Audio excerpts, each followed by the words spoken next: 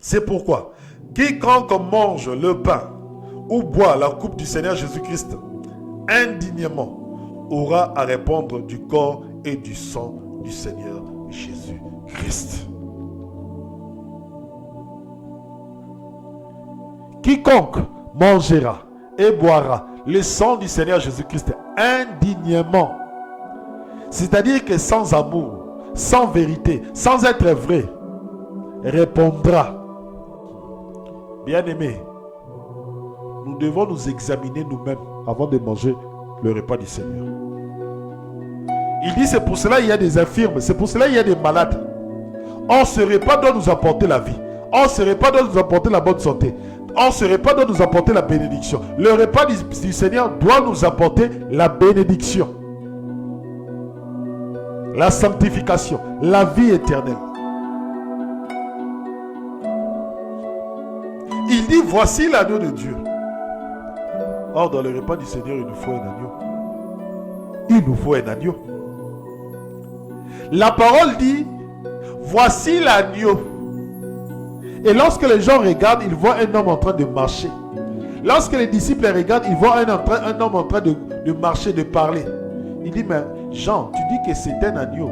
Oui, avec les yeux spirituels, je vois l'agneau de Dieu.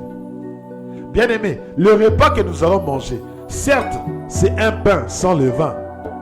Mais spirituellement, c'est l'agneau de Dieu. Or, spirituellement, c'est qui? C'est le Seigneur Jésus-Christ. Alléluia. Spirituellement, c'est le Seigneur Jésus-Christ. Oh, gloire à Dieu. Donc, l'agneau de Dieu qui ôte le péché de ce monde. Écoutez, les deux disciples l'entendit parler ainsi. Bien-aimé, quand tu connais que Jésus-Christ est l'agneau de Dieu qui ôte le péché de ce monde, tu vas laisser Jean-Baptiste, tu vas suivre Jésus. Alléluia. Tu vas laisser Moïse, tu vas suivre Jésus.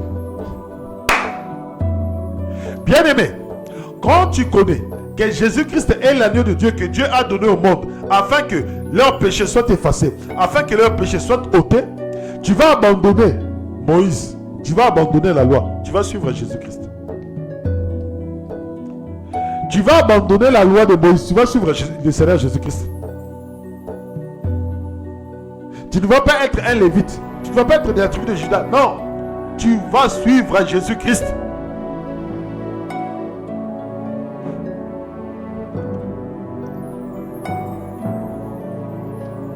Sabbat du 7e jour. Le sabbat du 7e jour. Nous observons le sabbat. Il y a d'autres églises, eux, ils observent le sabbat. Bien aimé, comment vas-tu observer le sabbat? Parce que Christ est notre sabbat. Christ est notre Pâques. L'agneau que prenaient les Lévites dans l'ancienne alliance, c'était les agneaux dans la bergerie. Ce n'était pas un être humain. Il ne venait pas du ciel. Alléluia.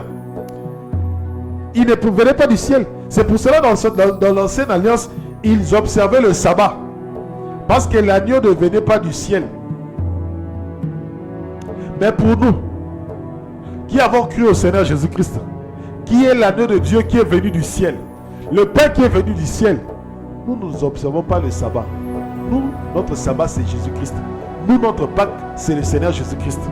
Il a déjà été immolé avant même la fondation de ce monde.